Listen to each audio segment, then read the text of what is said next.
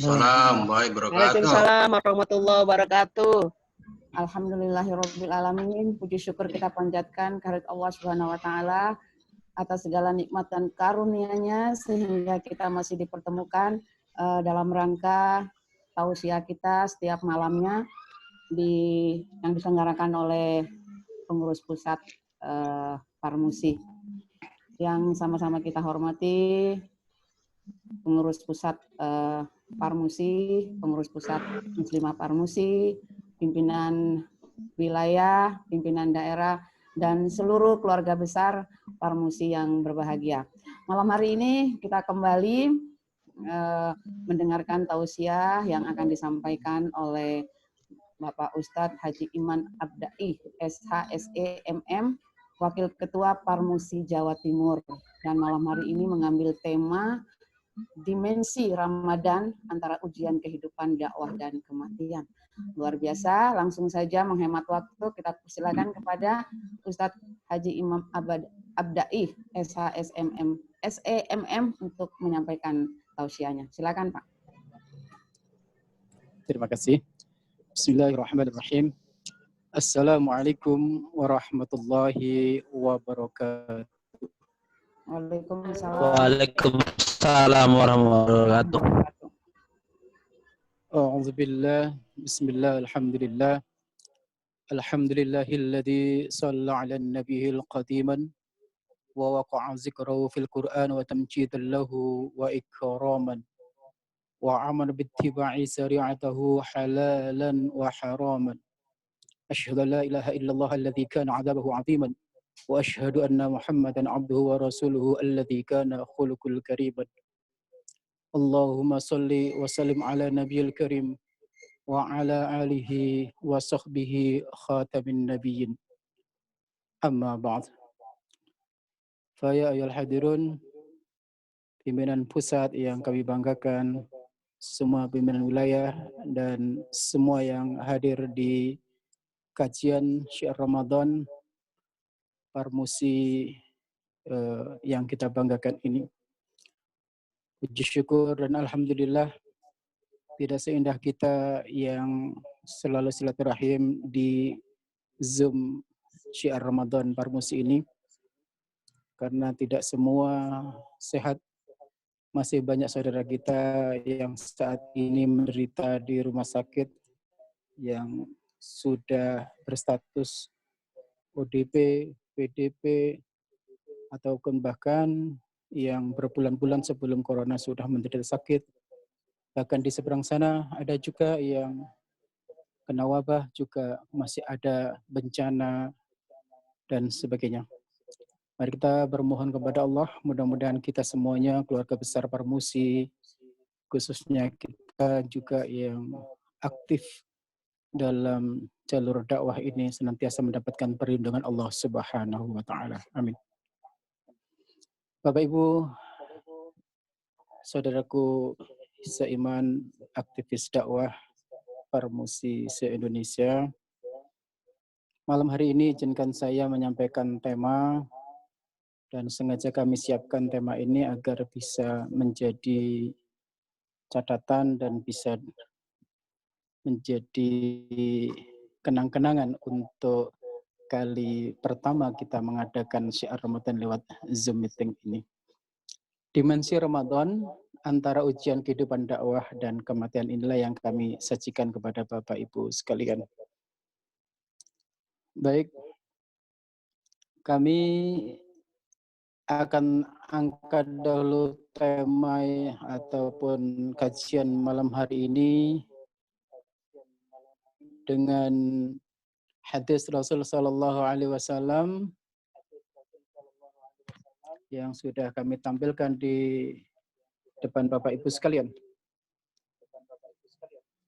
An Abi Musa radhiyallahu anhu qala Nabi sallallahu alaihi wasallam, "Masal ma ba'atsani Allah bihi minal huda wal ilm kama sali ghaidin asaba arban fakanat minha ta'ifatun tayyibatun qabilatul ma'an fa'ambatul kala'an wal asbatul kasr wa kana minha ajabatil amsakatil ma'an fanafallahu bihan nas fasharabu minha wa syaqaw wa zar'u wa asabat ta'ifatun minha ukhra innama hiya qi'adun la tamsikun ma'an wa la tulmidun kala'an fadzalika masalu man faqihu fi dinillah wa nafa'allahu ma ba'athani Allahu bihi fa'amila wa 'allama wa masalahu man lam yarfa'u bidzalika ra'san wa lam yaqbal hudallahi alladhi ursiltu bihi muttafaqun alaih. Bapak Ibu sekalian, dalam hadis yang panjang muttafaqun alaih ini menggambarkan dari Abu Musa Al-Asy'ari radhiyallahu an, Nabi berkata, sallallahu alaihi wasallam telah bersabda, perumpamaan apa yang aku diutus oleh Allah antara ilmu dan hidayah adalah bagaikan air hujan yang turun membasahi bumi dan ada sebagian tanah yang subur kemudian menyerap air, maka ia menumbuhkan hijau tumbuh yang banyak. Ada pula daripadanya tanah yang gersang, yang menampung air, kemudian Allah menjadikan manfaat bagi manusia untuk minum, untuk mandi, membersihkan, dan hewan, ternak, dan sebagainya. Bapak Ibu sekalian, mempersingkat bahwasanya hadis ini menggambarkan ada 3 tipologi, bahwasanya setiap kita mengkaji atau majelis taklim yang kita ikuti seperti halnya malam hari ini adalah bagaikan hujan deras. Dari hari pertama hingga malam ini terus kita mendapatkan hujan yang luar biasa dari ilmu ke ilmu. Hujan ini diibaratkan adalah ilmu. Kemudian air hujan itu akan membasahi bumi. Akankah bumi itu menyuburkan tanah yang tadi gersang? Apabila taklim, apabila ilmu yang disampaikan para asatidz, ustadz yang telah terdahulu hingga malam ini kami kebagian, akan menyuburkan dan hijau, maka itulah tandanya menjadi ilmu dan hidayah. Tentunya sedikit demi sedikit, setetes demi setetes, bukan air bah, tetapi setetes itulah terus akan menjadi ilmu dan hidayah, menetesi hati kolbu kita. Namun ada fenomena yang kedua, Bapak Ibu sekalian, yaitu air hujan itu setetes demi setetes itu hanya menjadi genangan air, menjadi kolam, dan bisa bermanfaat untuk orang banyak, mandi, mencuci, minum, dan sebagainya. Tapi tidak bisa menyuburkan tanahnya. Kenapa sedemikian itu? Karena tanahnya terlalu keras. Kalau orang Jawa bilang tanah padas. Kenapa begitu jamaah Bapak Ibu sekalian? Air yang menggenang ini bisa bermanfaat untuk orang banyak, untuk didiskusikan, untuk diceramahkan, untuk diperdebatkan, dan sebagainya. Itulah ibarat air hujan menggenang itu hanya menjadi ilmu saja. Ini yang disebut dengan Islamuluh. Di negeri kita ini dipenuhi dengan Islamuluh. Mulai dari TK dia pendidikan Islam sampai doktor, sampai profesor, bahkan mengenyam di pondok pesantren dan sebagainya. Kita hitung berapa persen mereka yang jadi ta'ah dan alim, tapi yang kebanyakan adalah Islam muluh. Pertanyaannya kenapa kok menjadi air menggenang? Karena tanahnya keras, tanah padas tadi itu. Itulah ibarat kalau qalbun marid, fi qulubihim maradun. Dalam hatinya ada penyakit. Jadi qalbun marid ini rohani yang sakit. Boleh jadi karena merasa dirinya paling kemampuan ilmunya, malah terlebih dahulu dan sebagainya. Dan yang ketiga, Bapak Ibu sekalian, adalah ibarat hujan deras tadi itu tidak bisa menyuburkan, tidak bisa menggenang menjadi ilmu, tapi menjadi longsor dan banjir. Inilah yang saya takutkan pada malam hari ini. Apa yang kami sampaikan mudah-mudahan tidak menjadikan longsor dan banjir. Artinya sudah kapok, jangan disuruh lagi Imam Abtai ceramah di sini. Ini khawatir sekali. Mudah-mudahan akan menjadikan tanah yang subur, hati atau qalbun salim, menjadi semakin subur, semakin menyejukkan, mencerahkan, dan menyegarkan kita sekalian dalam jiwa raga kita. Bapak Ibu sekalian, pimpinan pusat, pimpinan wilayah, dan saudaraku sekalian, mari kita lihat di layar kita semua. Ini adalah hasil tadabbur saya pribadi dan bagian dari perenungan kita bersama-sama. Di surat Al-Baqarah, mulai dari ayat 177 hingga pada ayat ke-186, dan pada lingkaran tengahnya itu ada di 180 sampai 81, 82. Kemudian di tengahnya juga ada Al-Baqarah 178 hingga 179. Di sana yang akan kita tadaburi bersama-sama para Bapak Ibu saudaraku sekalian. Ketika kita melihat surat Al-Baqarah jauh atau berapa ayat sebelum perintah Al-Baqarah 183 sampai 186 perintah puasa itu, di sana ada 5 dimensi takwa yang pada kita sekalian diharapkan pasca Ramadan itu akan mendapatkan 5 hal ini. Nah, untuk mencapai dimensi ini, maka kita harus melintasi beberapa yang harus kita pegang bersama, yaitu di surat Al-Baqarah ayat ke-178, 179. Kayak apa itu? Kalau di ayat 178, ya ayyuhalladzina amanu kutiba alaihimul qisasu fil qatl. Mari kita perhatikan bersama. Ada kutiba alaikum. Masalah kisos. Ini yang penegakan hukum, prinsip-prinsip hukum, dan di situ ada pemaafan.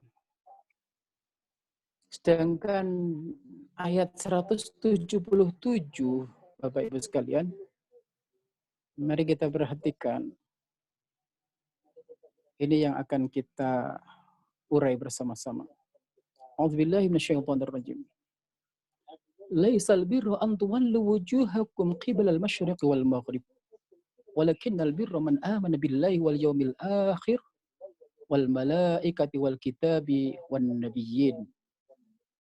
Wa atal mala ala hubbihi dhabil qurba wal yatama wal masakin wa ibnas sabil was sa'ilina fir riqab. Wa aqamas salata wa atuz zakah wal mufuna bi'ahdihim idza 'ahadu was-sabirina fil ba'sa'i wad-dharra'i wa hinal ba's. Ulaika alladziina shadaqu wa ulaika humul muttaqun. Bapak Ibu sekalian, 5 dimensi ini ada dimensi iman, dimensi sosial, dimensi ibadah, dan dimensi akhlak. Yang terakhir adalah dimensi jihad. Nah, mari kita perhatikan ayat ini. Laisal birru an tuwallu. Bukanlah menghadapkan wajahmu ke arah masyriq wal maghrib, ke timur ataupun ke barat. Kita tidak usah bingung permasalahan hal yang kecil, arah, dan sebagainya. Ataupun kita tidak usah mencari-cari hal yang tidak substansinya kita kejar-kejar. Akan tetapi, walakinnal birro, sesungguhnya yang harus kau miliki dalam kebajikan hidupmu itu adalah yang pertama, yaitu walakinnal birro man amana billah, yaitu iman kepada Allah. Jadi tauhidullah, keimanan kita semakin kokoh. Wal yaumil akhir, kemudian pola pikirnya berdimensi, berorientasikan kepada akhirat. Selalu ia tahu bahwasanya semuanya ini berorientasi pada akhirat, akan dimintai pertanggungjawaban dan sebagainya. Wal malaika, dan sadar kalau dirinya itu selalu diawasi malaikat secara melekat. Wal kitabi, pun dia tahu kalau pegangan kehidupan dirinya adalah kembali kepada kitabullah. Saya sangat bangga ketika melihat dan membaca viral di WA itu. Ada seorang Profesor Dr. Susana Moore dari Amerika. Dia menulis menjadi tulisan jurnal internasional. Dia menemukan yang sekiranya kita sudah tahu, yaitu apa-apa yang dibaca oleh umat Islam itu dalam Al-Quran mengirimkan gelombang magnetik yang luar biasa ditangkap oleh telinga manusia, kemudian ditransfer kepada tubuh manusia secara otomatis. Dia menerima itu, sel-sel yang mati itu mendengar gelombang magnetik dengan bacaan Al-Quran yang bagus, dengan tahsin yang bagus, tajwid yang bagus, maka sel yang mati itu bergetar seakan mendapatkan sinyal dari suara Al-Quran itu. Ma huwa syifa wa rahmatul lil mu'minin. Kemudian ternyata dibantah juga. Profesor Dr. Abraham Lincoln dari Eropa ternyata sudah menemukan lebih dahulu. Dan dia banyak pasien yang sembuh dengan terapi Al-Quran itu, mendengarkan Al-Quran yang kita baca itu. Dan kita anehnya pemilik dari Al-Quran itu. Dia heran, kenapa umat muslim itu tidak mempergunakan kekuatan ini? Maka kita yang sadar pasti akan mempergunakan Al-Quran ini sudah kekuatan, gelombang magnetik untuk kesembuhan, untuk kekuatan dan sebagainya. Itulah dimensi iman, Bapak Ibu sekalian. Kemudian baru wa atal mala ala hubbihi dzawil qurba wal yatama wal masakin wal masabil was sa'ilin wa fir riqab. Ini adalah dimensi sosial. Bagaimana kita peka, peduli, dan memberikan harta yang dicintai. Hubbi dzawil qurba, kepada kerabat terdekatnya, kepada anak yatim, wal masakin, wabnas sabil, wasail wa fir riqab. Ini kita semuanya berikan. Tidak ada kebakhilan dalam teori hidup kita. Kerabat, anak yatim, orang miskin, musafir yang memberikan pertolongan, apalagi saat seperti ini. Mereka itu sangat menderita kematiannya. Di Malang ini ada, saya persaksikan sendiri, bukan mati karena, tetapi dia kematiannya karena kebingungan, banyak hutang, pekerjaan dihentikan, usaha ini tidak bisa, dia mikir anak istri, akhirnya kematiannya itu kata tetangganya lemes, takut dengan hutang-hutang itu kemudian terjadilah kematian. Itu terjadi. Bahkan kata al-faqru ayakunul kufroh yang sering kita juga ketahui bersama. Itulah dimensi sosial yang harus tumbuh, kepekaan, kepedulian kita. Kemudian baru pada dimensi ibadah, wa aqamas shalat wa atuz zakah, yaitu tegakkan sholat, tunaikan zakat. Dua ibadah ini mewakili dimensi ibadah yang lain, ibadah mahdoh. Maka sungguh ketika kita benar sholat kita, tegak benar sholat kita, dipastikan akhlak kita, kemudian semuanya inna sholat hanil fahsya'i wal munkar, dari kekejian, jauh dari kekejian, jauh dari kemungkaran. Nah, dan kemudian imbasnya adalah kepekaan kita pada saudara kita. Setiap ibadah itu ada dimensi spiritual, hasil yang tinggi. Kalau haji namanya mabrur, asal kata albir, baik, jamannya al-mabrurun, orang yang termotivasi melakukan kebaikan-kebaikan. Terus pengen memproduksi kebaikan terus. Itulah mabrur. Begitulah sholat kita. Sholat itu dimensi spiritual yang puncak, namanya as-saris sujud. Bekas-bekas sujud kita. Bukan batu keningnya yang hitam. Tetapi ucapan salam itulah. Ketika imam mengatakan assalamualaikum warahmatullahi ke kanan dan ke kiri, tidak akan pernah ada jamaah menjawab waalaikumsalam warahmatullahi. Tapi dia juga salam. Artinya salam ini dijawab bukan ucap tapi sikap. Peka kanan kirinya, peduli pada sesamanya. Inilah sesungguhnya yang diharapkan dari dimensi hablum minallah dan hablum minan-nas pada dimensi ini. Kemudian dimensi yang keempat adalah dimensi akhlak.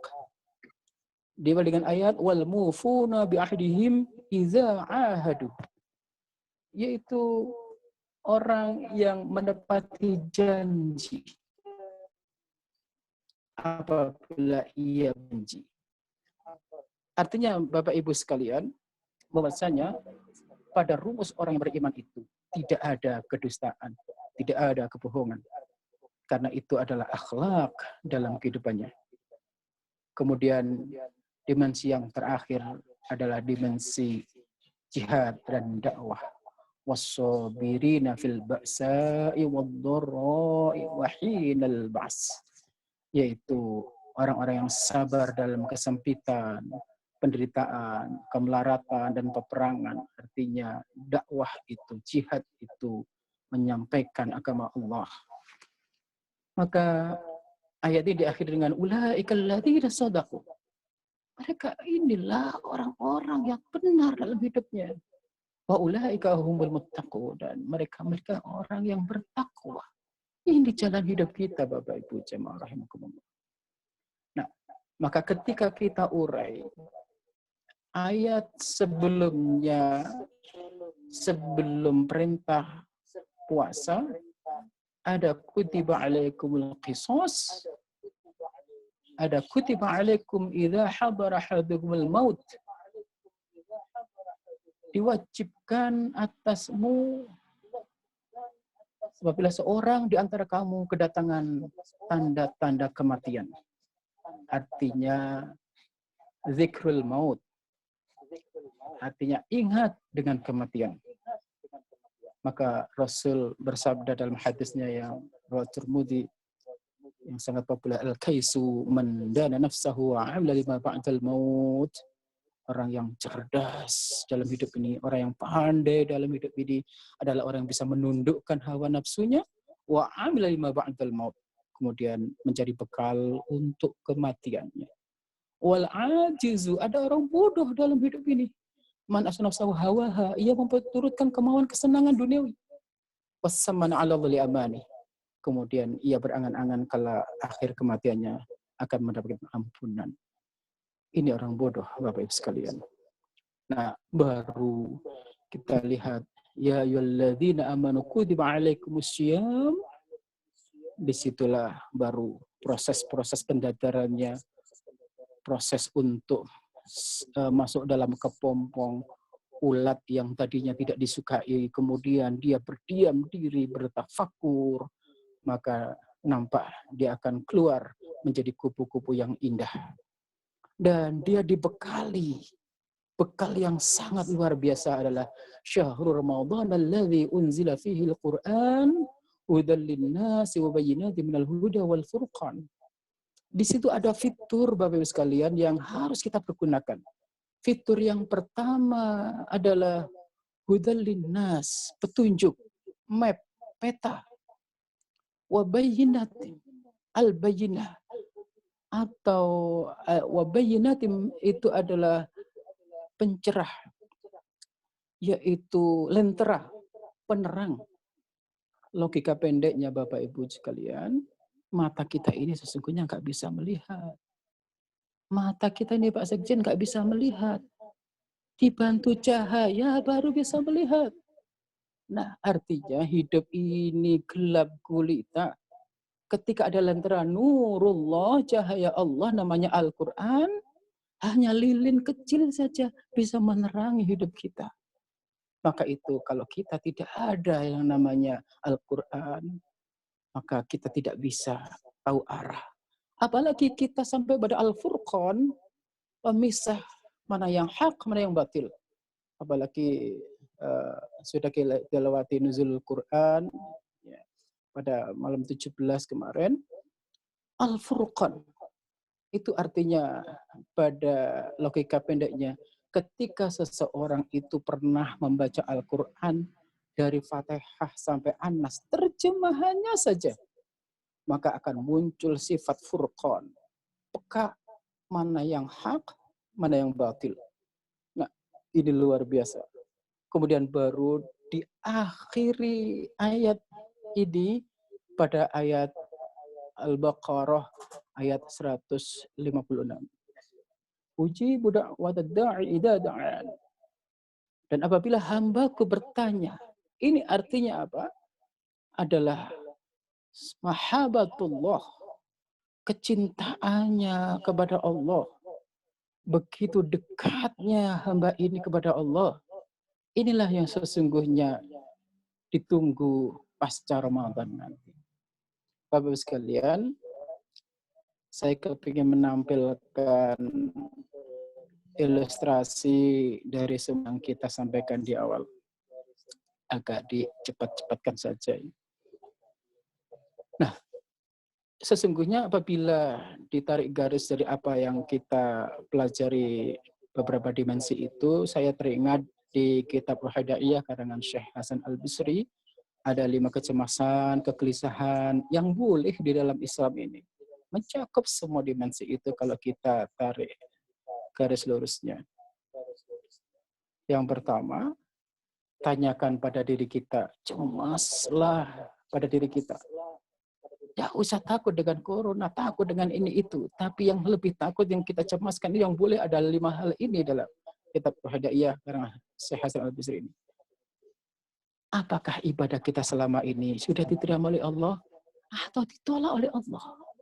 Apa jadinya kalau puasa kita, sholat, zakat, puasa, haji, ternyata ditolak oleh Allah.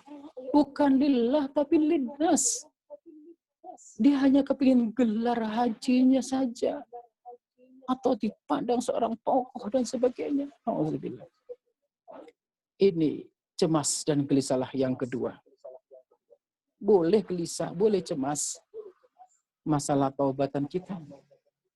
Apakah dosa-dosa kita selama ini sudah diampuni oleh Allah? Taubatan kita benar-benar taubatan nasuhakah? Atau hanya kita terjebak dengan ritual? Karena Bapak-Ibu sekalian, sesungguhnya kalau taubat itu menyertai pada dirinya, menyesali, meninggalkan, dan mengamalkan. Namun kebanyakan setelah Lebaran, setelah Ramadan, itu benar-benar orang Jawa bilang lebar gitu ya, atau Ramadan tomat.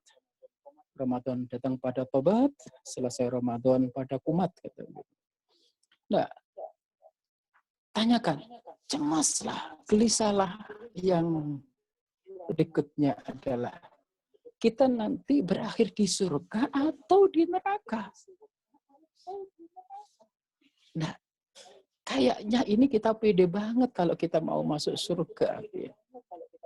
Padahal perilaku kita ahli neraka. Ini, maka kalau kita muhasabah, kalau kita benar-benar memang calon penghuni surga Allah, ya pasti perilakunya nampak calon penghuni surga. Qaulan layyina, ucapan lemah lembut, qaulan ma'rufa, ucapan bijaksana, dan sebagainya. Bapak Ibu yang berbahagia, cemas dan gelisahlah. Yang keempat adalah sisa umur kita ini apakah dekat dengan kematian atau masih ada panjang kesempatan. Umur kita yang kita lewati sudah kita bisa tulis dalam biografi. Umur yang akan kita lalui 1 jam, 2 jam, seminggu, 2 minggu, ataukah setahun, kita nggak tahu. Nah, maka kita semuanya mohon kepada Allah agar kita diberi kesempatan umur yang panjang dan bisa beribadah. Baru yang terakhir adalah tanyakan, cemaslah, gelisahlah dengan amalan kita selama ini. Apakah diridhoi oleh Allah atau malah dimurkai Allah? Nah, Bapak sekalian, jangan-jangan kita ini bukan lillah, tapi linnas. Di dalam surah Al-Baqarah ayat ke-204, wa minan nasi may yu'jibu qawluhu fil hayatid dunya wa yashhadu Allah 'ala ma fi qalbi wa huwa 'ala dzil khisam. Dan di antara manusia ada orang yang ucapkan tentang kehidupan dunia, menarik hati dan dipersaksikan kepada Allah atas kebenarannya. Wa yashhadu Allah 'ala ma fi qalbi. Lalu Allah mempersaksikan isi hatinya. Dalam syarah ini, ayat ini digambarkan ada seorang mujahid, mati syahid, mempersaksikan di hadapan Allah, layak masuk surga. Tapi begitu dipersaksikan, wahai syuhada, engkau tidak pantas masuk surga aku. Karena sesungguhnya isi hatimu, waktu engkau di badan perang, menunjukkan engkau adalah seorang pemberani. Engkau tunjukkan kepada saudaramu, menunjukkan dirimu adalah seorang yang hebat dan dikagumi banyak orang. Wa yushhidullah ala ma fi qalbih. Ini yang nanti akan dipersaksikan di hadapan Allah. Bapak sekalian, maka selalu jaga niat keikhlasan dan keridhaan ini. Apabila kita memahami hakikat ujian, kita lebih jauh dimensi jihad dan dakwah kita, maka selalu ada dalam hidup kita ini. Sesungguhnya ada 4 tingkatan ujian kaum muslimin. Yang pertama ujian ketaatan, yang tingkat tinggi. Ujian yang kedua adalah ujian kemaksiatan. Antara ujian taat dan maksiat ini seberapa? Dan baru ujian yang ketiga, yaitu ujian musibah dan bencana dengan corona, dengan berbagai macam tsunami dan sebagainya. Baru ujian yang keempat, ujian propaganda orang kafir. Ilustrasinya seperti ini.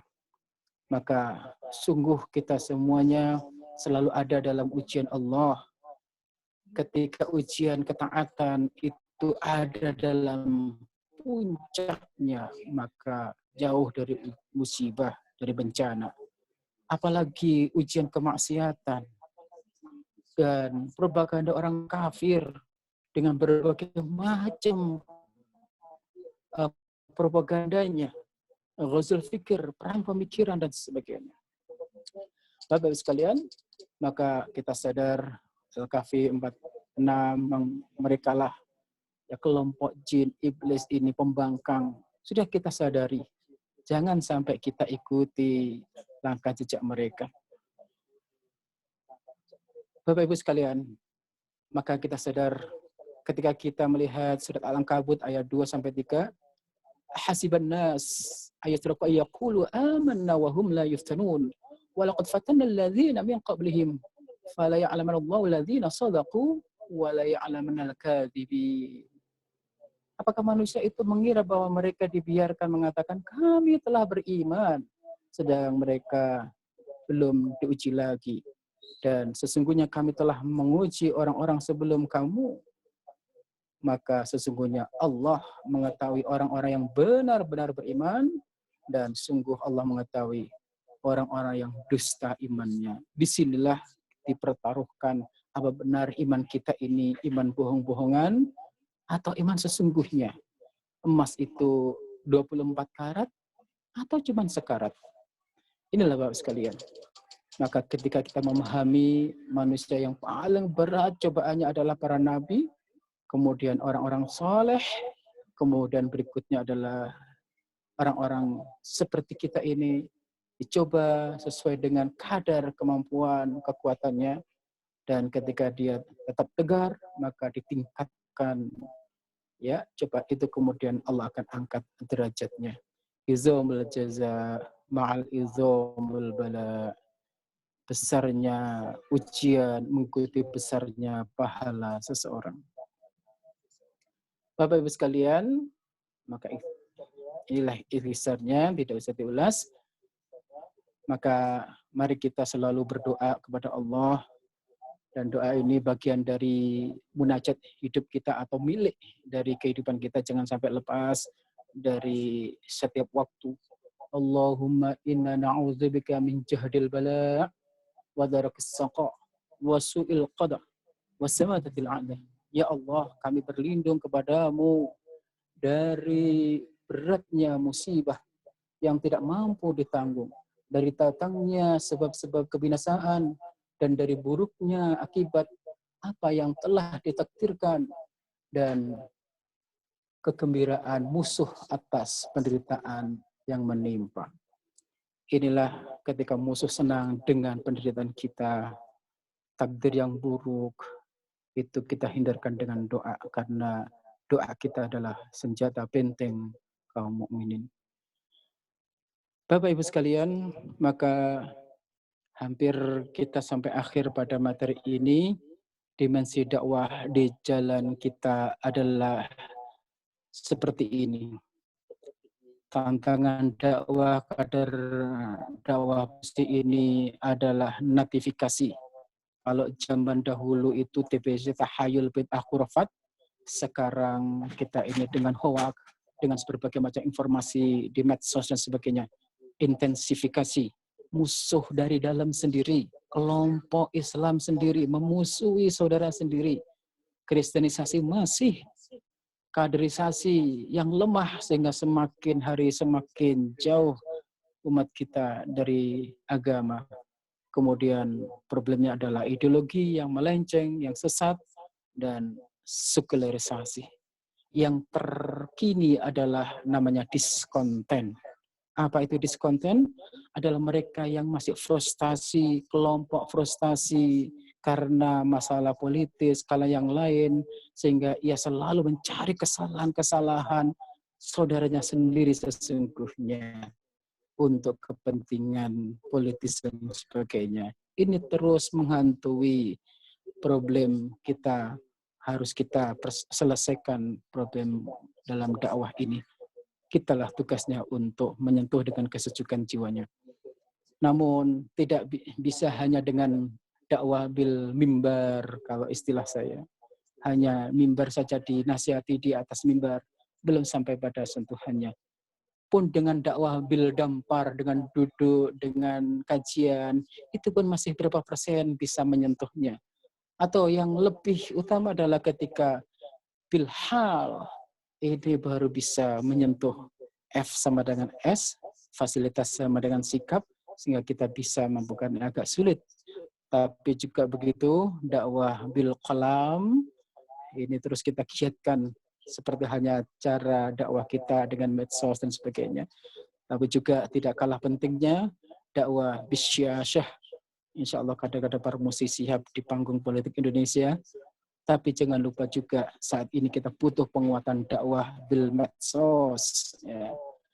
Apalagi juga dakwah kultural ini masih dibutuhkan di pedalaman, dan dakwah komunitas anak-anak muda, anak-anak milenial, generasi Z, generasi sekarang ini butuh pendekatan yang lain. Dan ada juga kalau saya katakan bilkumik, ini adalah bagian langkah jejak kita segi pendai. Namun tidak kalah pentingnya tipologi pendakwah kita di langkah dakwah kita ini kadang hanya wamenso saja, kadang hanya orasi, ya, jadi aktor politik saja, bahkan ada yang membuat sedih, ya, ada juga yang seperti hanya nampang saja, ada yang membuat melawakan dalam dakwahnya, dan ada yang membuat orang resah karena ucapan-ucapannya. Ini bagian dari, dan ada yang membuat gara-gara dari dakwahnya itu. Nah, ini langkah-langkah dakwah kita. Padahal sesungguhnya kita semuanya harus berpegang pada cara komunikasi dakwah, yaitu qaulan sadidah, perkataan yang jujur, qaulan ma'rufa, ucapan yang sesuai dan bijaksana, qaulan layyina, lemah lembut, qaulan baligha, bicara yang membekas, menyentuh hati, qaulan maisura, bicara yang mengandung harapan makna yang tinggi, dan qaulan karimah, bicara perkataan yang mulia. Bapak sekalian, maka untuk langkah jejak inilah, jejak rekam kehidupan kita ada dalam catatan Allah. Inna nahnu nuhyil mauta wa naktubu ma qaddamu wa atharahum wa kulla syai'in ahsaynahu fi imamin mubin. Sesungguhnya kami yang menghidupkan orang-orang mati, mencatatkan semua yang telah mereka lakukan dan bekas-bekas mereka tinggalkan, dan sesungguhnya kami kumpulkan dalam catatan amal yang nyata. Ibnu Katsir menyebutkan dua tafsir. Yang pertama, jejak kaki mereka ketika melangkah antara ketaatan dan kemaksiatan. Yang kedua adalah pengaruh dari amal yang kita kerjakan. Apa-apa yang kita pikirkan, apa-apa yang kita berikan untuk umat, itu adalah jejak kaki kita untuk menuju kebaikan dan investasi akhirat. Maka ketika kita fahami apa yang sudah kita lakukan, insya Allah seperti hanya para pendiri NU ataupun Muhammadiyah, mereka memiliki jariah yang luar biasa. Apa-apa yang diwariskan itu seperti Pak Nasir, seperti Buya Hamka dan sebagainya, ini adalah mereka jejak langkahnya sampai kita bisa dapat transfer spirit mereka. Beliaunya itu adalah bagian dari jariah yang luar biasa. Pun kita ada di belakangnya pada generasi kita. Kemudian yang terakhir adalah ada hal yang perlu kita pahami bersama, karena sesungguhnya apa yang kita lakukan di dunia ini adalah investasi kehidupan kita sendiri akan menuju dalam kematian yang nanti akan mengalir, yang terus menjadi kekuatan pada diri kita di hadapan Allah, di alam barzah, di alam akhirat nanti, yaitu kekuatan ilmu. Apa yang telah kita sampaikan, apa yang telah kita ajarkan, walaupun alif, ba, ta, atau huruf hijaiyah yang kita taburkan itu adalah pahala-pahala yang terus seperti hujan yang menetes. Yang kedua, mengalirkan sungai apabila ada di Desa Madani di sana dengan berbagai macam program-programnya itu mengalirkan sungai, pun juga ada sumur yang dialirkan untuk kebajikan. Tidak hanya dakwah ada di mimbar saja, tetapi bilhal insya Allah bagian dari sesuatu jejak langkah hidup kita. Menumbuhkan tanaman di Desa Madani itu, kalau dulu adalah kurma, kemudian membangun masjid, menghadiahkan mushaf, dan melahirkan anak-anak yang soleh, itulah langkah jejak kita semua. Dimensi dari semua itu. Itulah Bapak Ibu sekalian, kira-kira yang dapat kami sampaikan. Cukup banyak sekali, dan mungkin ini bisa dibuka-buka untuk bisa menjadi renungan kita bersama. Semoga apa yang sedikit dan mungkin terlalu kebanyakan mohon dimaafkan, dan semata-mata karena Allah Subhanahu wa taala. Ada kurangnya adalah kelemahan Imam Abtai sendiri, dan ada benarnya datanya dari Allah Subhanahu wa taala. Aqulu qali hadza fastaghfir innahu huwal ghafurur rahim. Subhanakallahumma wa bihamdika asyhadu an la ilaha illa anta astaghfiruka wa atubu ilaik. Assalamualaikum warahmatullahi wabarakatuh.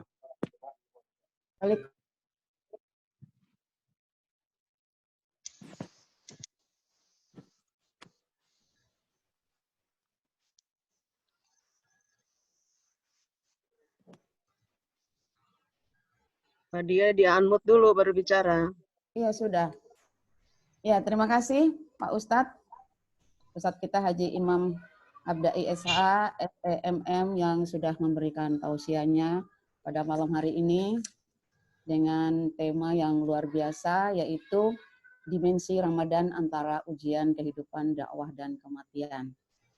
Mudah-mudahan apa yang sudah disampaikan ini bisa kita cerna dengan baik dan bisa didiskusikan, walaupun waktu kita sangat singkat, tapi insya Allah mudah-mudahan yang mau ingin membagi atau bertanya dengan tema yang sudah disampaikan ini, kita tahu bahwa di tengah-tengah virus corona ini, saat ini tentu saja bulan puasa yang tengah kita jalankan ini tidak sama dengan tahun-tahun sebelumnya. Banyak sekali ujian dan cobaan yang kita hadapi.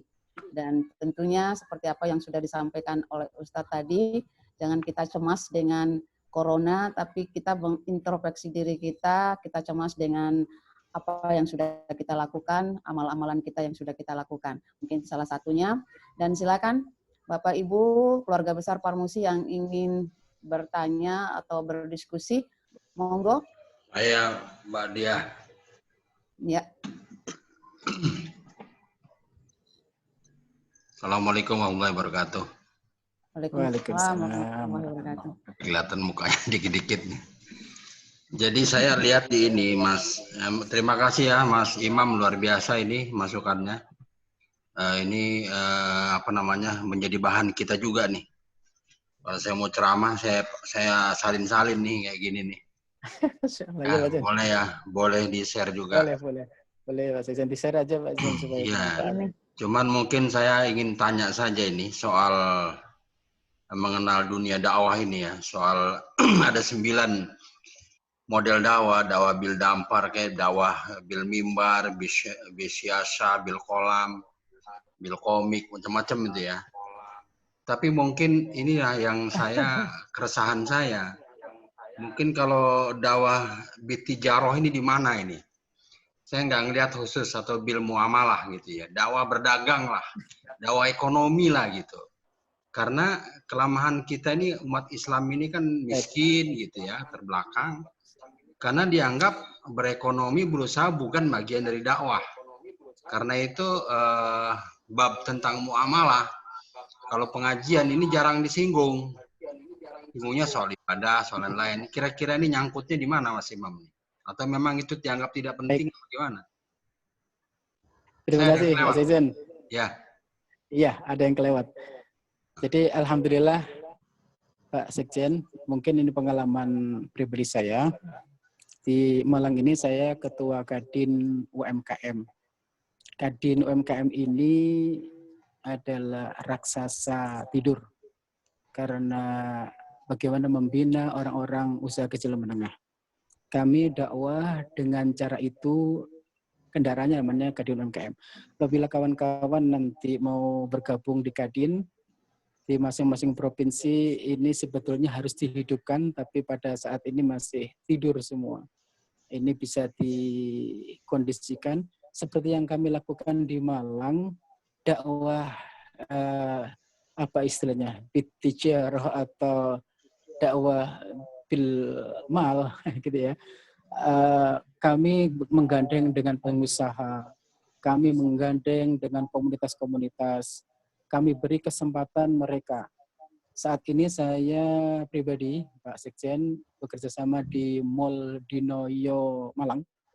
Jadi baru di Malang ini ada mall yang dengan ada tartilnya, ada tahu apa namanya nasyid, ya, azan masuk di mall, masjid besar di lantai 4, ada pembinaan karyawan, kemudian para tenan untuk juga aktif untuk apa namanya beribadah di mall itu. Jadi Muslim friendly itu bagian dari dakwah. Kalau kita memakai mungkin parfusi atau mungkin nama lain, baju lain untuk bisa familiar, karena kalau kita nama-nama organisasi Islam itu masuk dengan owner di kegiatan bisnis itu kadang-kadang kurang diterima. Tapi yang terpenting adalah ruhnya. Sehingga ada Muslim friendly di mall itu sudah kami ciptakan. Kemudian dengan komunitas-komunitas yang anggota kami hampir 2.000 dengan berbagai macam usaha mulai dari rajut, kuliner, dan sebagainya, mereka sangat dekat dengan kita, dengan problem marketingnya, dengan problem pembiayaan pemodalan dan sebagainya. Bahkan kami pernah didatangi Pak Hatta Rajasa waktu itu, sangat antusias dengan program-program ini. Kalau belajar dakwah yang ini, insya Allah khusus, karena ini bisa panjang ini Pak Sekjen. Saya punya pengalaman banyak di sini. Bagaimana kita pendekatan dengan orang-orang yang memiliki pendanaan atau investasi, kita perlu seperti ini. Alhamdulillah sudah sampai di sana nih Pak Sekjen. Insya Allah kita bisa diskusi panjang ini. Terima kasih Pak Sekjen mengingatkan. Pak Sekjen mohon izin saya pamit duluan. Mohon maaf, Ya. ada keperluan. Ya, makasih Mas Imam. Silakan yang lain. Ya. Silakan yang lain. Bapak Ibu. Waktu kita tinggal. Saya boleh nanya Mbak Dia? Boleh, monggo silakan. Gini Pak Imam, memang sebenarnya udah lama juga ini saya mau nanya, kebetulan hari ini surat Al-Baqarah ayat 177 yang masuk di dalam dimensi iman ini, itu saya lihat dari SD ya, saya belajar di rukun iman ada 6 gitu. Ini ternyata kok di sini cuma 5, yang satu lagi kemana ya Pak Ustadz, qada dan qadar itu? Nah ini mohon pencerahan. Ini kok entah hilang, entah ada di mana. Biasanya kan Al-Quran kan tidak separuh ini ya, tidak ada lagi sambungan. Nah, ini sambungan ada di mana ya Ustadz ya? Ini kan baru amanah billah wal yaumil akhir, iman kepada hari akhir, kepada malaikat, kepada kitab itu Al-Quran, dan nabi kepada nabi dan rasul. Nah ini yang satu lagi ada di mana ya Pak Ustadz? Terima kasih. Terima kasih Iwana. Jadi kalau kita memahami ayat demi ayat kan pasti ada asbabul nuzulnya ya. Ya. Tentunya memang itu ketika menjadi rangkaian jadi rukun iman, wa malaikatihi wa kutubihi wa rusulihi wal yaumil akhir, itu kan kadang-kadang dijadikan syair yang waktu di masjid-masjid mushola gitu ya. Itu tidak pada konteks yang ada dalam surah Al-Baqarah 177. Tapi pada dimensi yang diharapkan pasca Ramadan itu. Nah, ketika kita semua memahami apa yang terjadi di putaran Al-Baqarah 17 sampai pada akhir, uji budak wa tadda'i data'an, apabila hambaku menanyakan, gitu kan?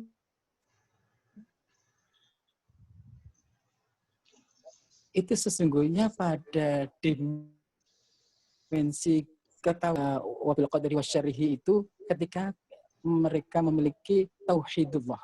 Mereka memahami unsur ataupun apa yang ada di dalam dirinya adalah menyatu dengan apa yang Allah kehendaki gitu ya. Taufik gitu ya.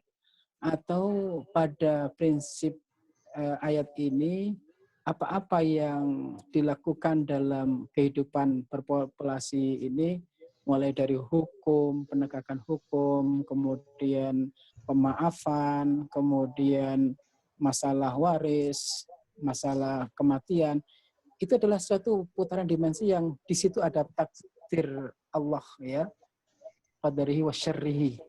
Itu menyatu dalam bingkai itu semua, tidak disebutkan karena ini tidak pada posisi rukun iman gitu ya. Kalau hadis baru ketemu ya, itu ayat itu memang khusus untuk memahami hal-hal yang sangat substansial dalam kehidupan. Setelah mereka hablum minallah, pasti ada hablum minan nas. Dalam pola-pola dimensi itulah yang harus kita pahami dalam 5 hal.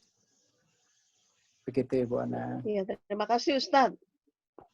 Sama-sama. Ya, terima kasih Mbak Ona. Yuk.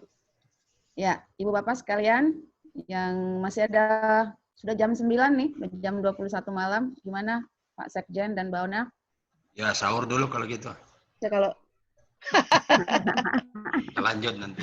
ini luar, menurut saya ini luar biasa. Ini ada PowerPoint untuk presentasinya nih, menjadi satu contoh yang baik sekali, dan mungkin Pak Sekjen juga agak terbantu ini. Ada seperti ini, Pak Sekjen aja ya, maaf ya, kita semua agak terbantu.